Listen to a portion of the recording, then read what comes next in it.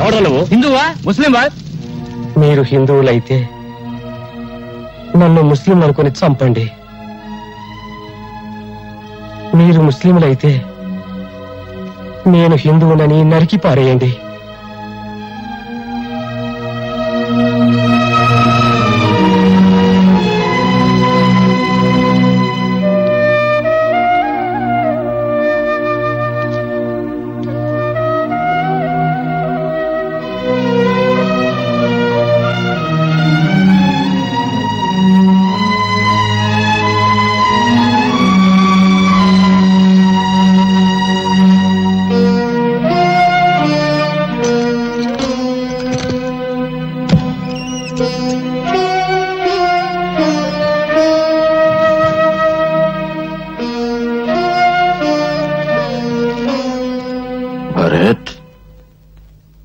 వాళ్ళ ఆఖరి నేను చూడలేనురా.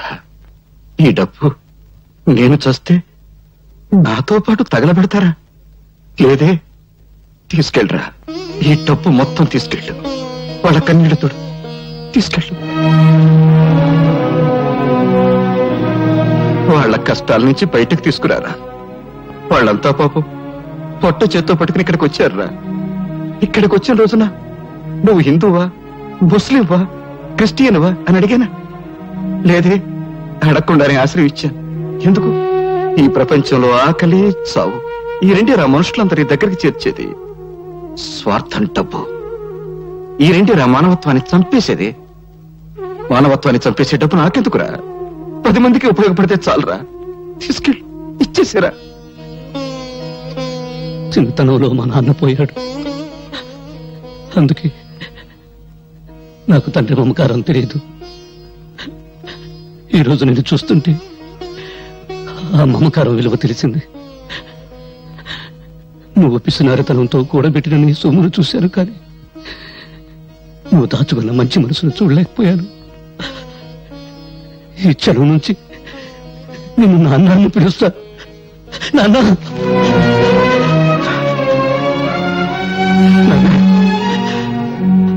ఏమన్నావురా? నన్నేమన్నా? నాన్న అన్నావు కదా? అవునరా, నేను నీకు నాన్ననే. నువ్వు నా కొడుకువి, నాకు పెద్ద కొడుకురా. నేను చస్తే రేపు నాకు తల కొని పెట్టేది నువ్వేరా. ఏంట్రా, ఏంటా చూపు? పర్వాలేదు, కొట్టు. ఇక్కడ చిన్న మెదడు ఉంటుంది, కొడితే చస్తాను. ఇంతకాలం నేను అర్థం చేసుకునేందుకు నేను చస్తేనే. కొట్టు. నువ్వు చావకూడదురా. నా ఆయుష్ అంతా పోసుకుని బ్రతకాలి.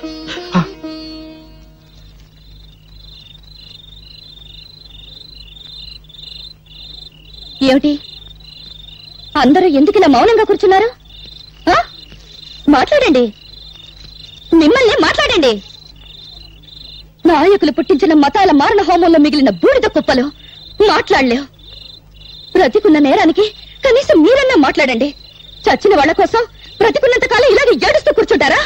కన్నీళ్లను నిప్పురవ్వలు చేసి అన్యాయాలను ఎదుర్కొంటారా? చెప్పండి. మందిరంలో భజన చేసి మసీదులో ప్రార్థన చేస్తే ఏం ప్రయోజనం లేదు. ఈ రాజకీయ గుండాల కాళ్లు, చేతులు, తలలు నరికి మసీదులకు, దేవాలయాలకు తోరణాలు కట్టాలి. మనుషుల్ని మతాల పేరుతో వేరు చేసి రెచ్చగొట్టి ఒకరి తలలో ఒకరు నరుకునే ఆటవిక నాగరికత సృష్టించిన నీచుల నెత్తులతో నరమేధం. ఆపు నీ సోది. నిజం నీకు తెలుసా? తెలుసా? తెలియకుండా ఎందుకు నోటుకు వచ్చేట్టు వాగుతావు? ఇలా రా, అడుగు అడుగు. వీళ్ళని నా బిడ్డలను అడుగు. ఎవరు ఎవరు వాళ్ళమ్మ నిన్ను నా అన్యాయంగా నరికి చంపారో చెప్తారు. చెప్పండి రా, చెప్పండి. ఎవరు మీ అమ్మని అన్యాయంగా నరికి చంపారో చెప్పండి రా. వినపడిందా? వినపడిందా? హిందువులు హిందువులు చంపారు. రైట్. మంచంలో ఉచ్చబోసుకునే ఈ పిల్లలకు హిందువులు ముస్లింలను నేర్పింది ఎవరు? కనీసం వీళ్ళ పేర్లైనా వీళ్ళు సరిగ్గా చెప్పగలరా? లాగులు గుండీలు కూడా పెట్టుకోవడం చేతగాని పిల్లలకు వీళ్ళ తల్లి నరికింది ఏ మతం వాళ్ళని చెప్పింది ఎవరు? చెప్పు ఇస్మాయిల్. రైట్. ఇతను ఎవరు? రహీం. రహీం ఎవరు? ముస్లిం. 40 సంవత్సరాల నుంచి శ్రీరామనవమి చేస్తున్న ముస్లిం. అవునా? ఈయనెవరు? భారతమ్మ. నీ పెళ్ళానికి పాలు రాకపోతే నీ పిల్లలకు పాలిచ్చిన భారతమ్మ. తల్లి పాలకి మతం లేకపోతే ఆ పాలు తాగిన నీ పిల్లలకు నీకు మతం గురించి మాట్లాడే హక్కు ఎవరు ఇచ్చారు? రైట్.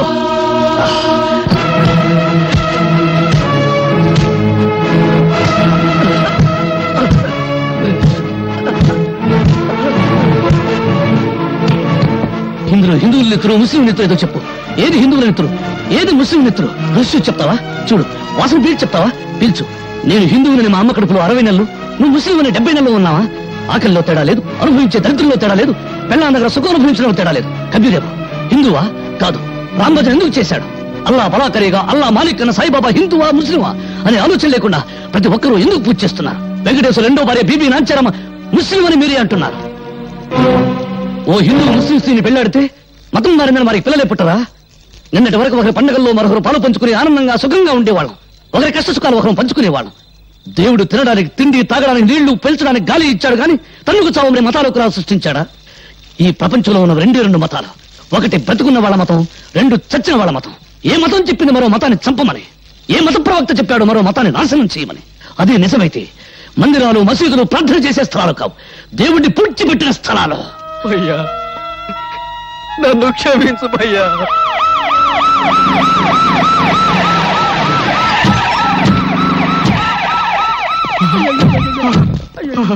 అయ్యో, శభాష్. శవాల్ని పీక్కు తినడానికి కుక్కలు, మోసుకెళ్ళడానికి గాడిదలు వచ్చాయి. శభాష్ శభాష్. వెంట పేపర్ వాళ్ళు, టీవీ వాళ్ళు వచ్చారు. రేపు మీ ఫోటోలు పేపర్లో రావాలిగా. పీనుగుల మీద పిండాకుడు పొట్టాలు కట్టుకోవడానికి వచ్చారు. అధికారం కోసం పక్కలేసే బ్రోకర్లు, పదవి కోసం తల్లిని, చెల్లిని, పెళ్ళాన్ని తరచే డాఫర్లు. గాంధీ గారు పోయేటప్పుడు హే రామ్ అన్నాడు గాని యా అల్లా అనలేదని మతాల కుంపట్లు కూడా వెలిగిస్తారు. ఆగండ్రా, ఇది మా నిరుపేదల పవిత్రమైన నెత్తులతో తడిసిన స్థలం. మీ పాపిష్టి పాదాలతో అపవిత్రం కావడానికి వీల్లేదు. మతం పేరుతో మీరు మనుషుల్ని విడదీస్తే, మానవత్వం పేరుతో మేమంతా ఒక్కటవుతాం. విడదీసి పాలించి తెల్లవారి రీతిని మీరు అనుసరిస్తే విరగదీసి మిమ్మల్ని దారిలో పెడతాం. ఇదిగో భర్తబ్బయ్య, ఊరికే ఆవేశపడాల్సిన సమయం కాదు ఇది. ఆపదలో ఉన్న ప్రజల్ని ఆదుకోవాల్సిన సమయం. ఎంతసేపు నీ గోల్ నీదే గాని మేము చెప్పేది వినిపించుకో. ఇదిగో మీ కన్నీళ్లు తోవడానికి, మీకు జరిగిన అన్యాయం మీద కమిషన్ వేయమని ప్రభుత్వాన్ని డిమాండ్ చేయడానికే మేము ఇక్కడికి వచ్చాం. మీకు జరిగిన అన్యాయానికి యావత్ భారతదేశం సిగ్గుతో తల వంచుకోవాల్సిన ఇసాధకర సమయం ఇది. వాడి వాడి అరిగిపోయిన రికార్డు, రెడీమేడ్ చొక్కాల్లా రెడీమేడ్ స్టేట్మెంట్ తో వచ్చిన మీ సానుభూతి దొంగక నీళ్లు మాకొద్దు. ఆపండి. ఇదిగో భర్తబ్బయ్య, ఇది ప్రజాస్వామ్య వ్యతిరేక చర్య. మేము అహింసవాదు. మీరు అహింసవాదులైతే మీ పక్కన గన్ను పట్టుకున్న పోలీసులు ఎందుకురా? అది సంతోషమా నిన్నే. ఇంకొక క్షణం మీరు ఇక్కడ ఉన్నారంటే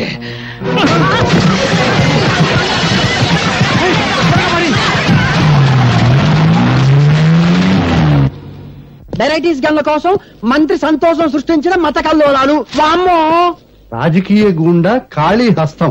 లక్ష్మీనగర్ మత కలహాలలో నిజమైన ద్రోహులను ఉరి తీయండి. హలో, మంత్రి సంతోషాన్ని. నమస్కారం అండి.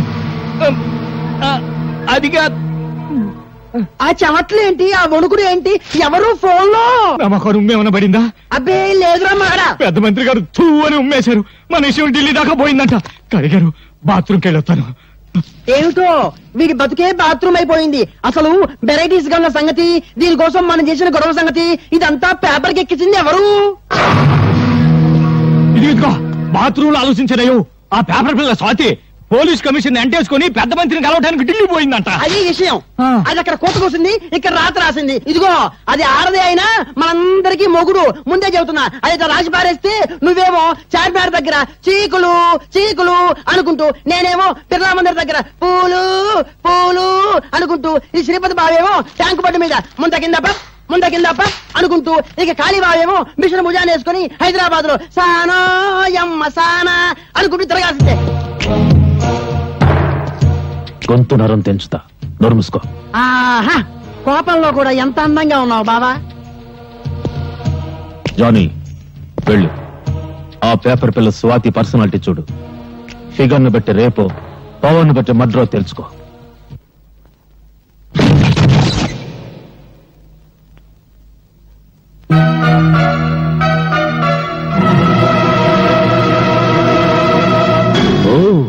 ఎవరో అనుకున్నా, నువ్వా? సిగ్గుతో చావకుండా బాడీని ఇంకా డెవలప్ చేసావే. అప్పుడెలా ఉన్నావో ఇప్పుడు అలాగే ఉన్నావు. కస్సుగా వస్తావా?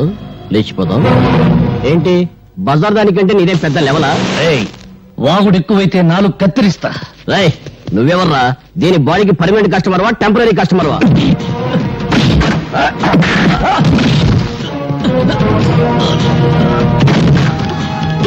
వాళ్ళతో గొడవ లేదు, నా మాట విను, వాళ్ళు మంచి వాళ్ళు కాదు.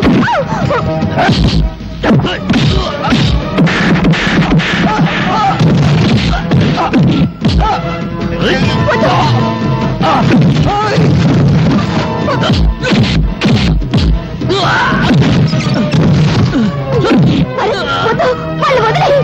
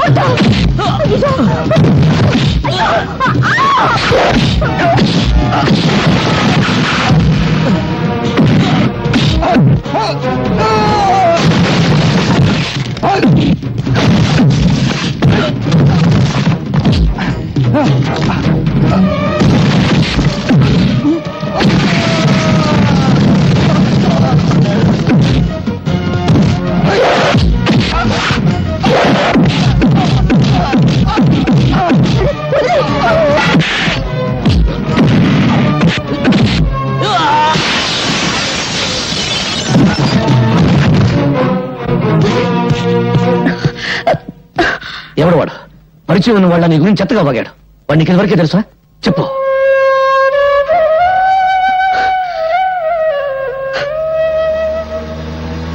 గుండా కాళీని గురించి నేను రాసిన ఆర్టికల్కు చాలా మంచి రెస్పాన్స్ వచ్చిందమ్మా. తనను గురించి చెడుగా రాసిన వాళ్ళ తలలు నరికి పెళ్ళాలకు పంపిస్తానని ప్రెస్ మీట్ లో చెప్పాడట డాడీ కాళీ. చూశాను. బెదిరింపులకు భయపడి సత్యాన్ని చంపుకునేవాడు పత్రికా రచయిత కాలేడు. మీ మాటలు వింటుంటే నాకెందుకో భయంగా ఉందండి. ఇంత పిరికమ్మను ఎందుకు డాడీ పెళ్లి చేసుకున్నావు?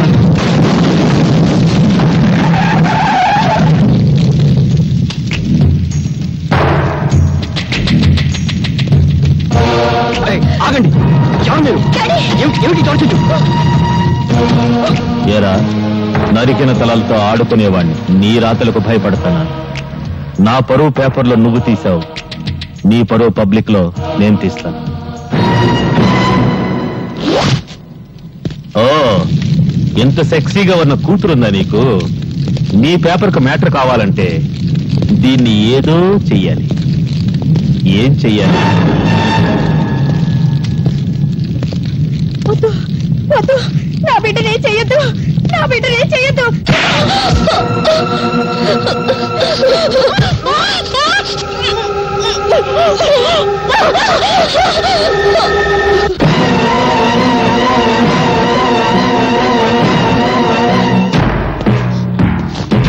ఆగండి, కదిలితే కాళ్ళు నరుకుతా.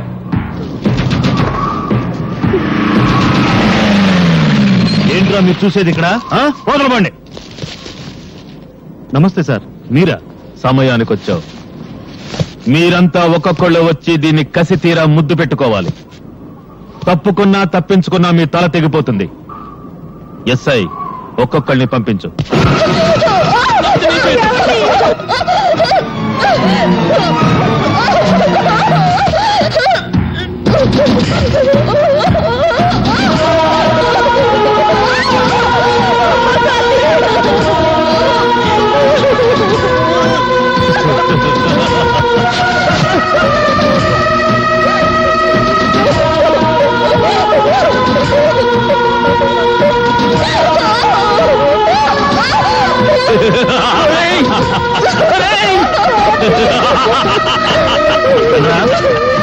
అలా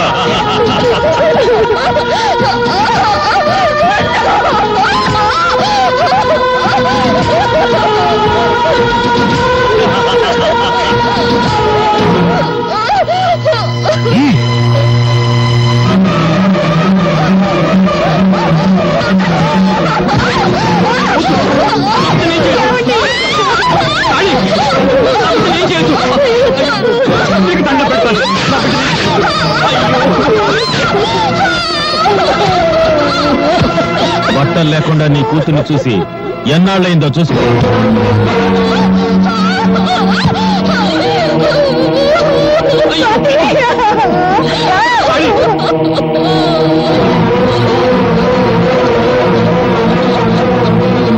నువ్వు బట్టలుడ తీసింది నా బిడ్డ కాదురా భరత మాతకు.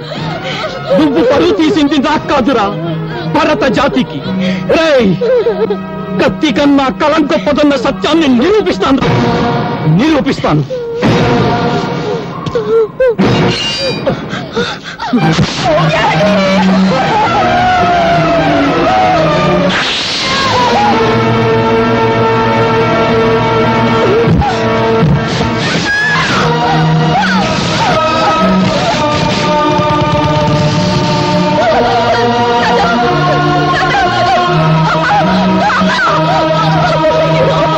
నేను 1 టౌన్ ఎస్ఐని మాట్లాడుతున్నాను. గాంధీ సెంటర్ లో 2 మర్డర్లు జరిగాయి. ఎవరు చంపారో తెలీదు. ఏవో ముఠా తగాదులు అనుకుంటా. వెంటనే పోస్ట్ మార్టం ఏర్పాటు చేయండి. ఏమిట్రా మీరు చూసేది? ఇక్కడ వెళ్ళండి.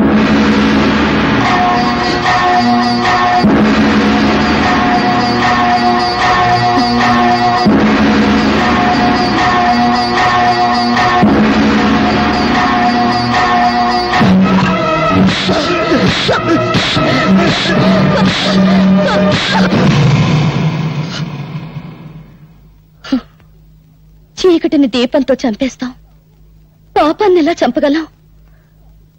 పాపాన్ని చంపాలని పిచ్చి ఆలోచనతో న్యాయం కోసం కోర్టుకెళ్లాను. కానీ అన్యాయం నాకంటే ముందు కోర్టుకెళ్ళింది.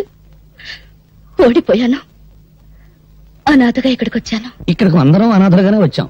కేర్ ఆఫ్ ప్లాట్ఫారం గాలో అంటే నీకు ఉన్నారు. కొందరికి రేషన్ అయిపోయింది, వెళ్ళిపోయారు. అమ్మ సంగతి తెలియదు. ఇంకా ఇప్పుడు నువ్వు ఉన్నావు. నేను ఎలాంటి వాడినో చెప్పే కాంట్రాక్ట్ సర్టిఫికేట్ నా దగ్గర లేదు. బీడీలు తాగుతాను. జెండా మార్కు బీడి, దేశభక్తి కోసం. జెండా మార్కు బీడీ వాసన, జెండా వాసన. అందుకే నాది గబ్బునూరు. వస్తా.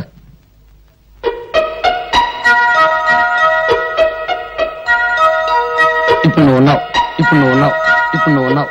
ఇప్పుడు నువ్వు ఉన్నావు. ఇప్పుడు నువ్వు ఉన్నావు. ఇప్పుడు నువ్వు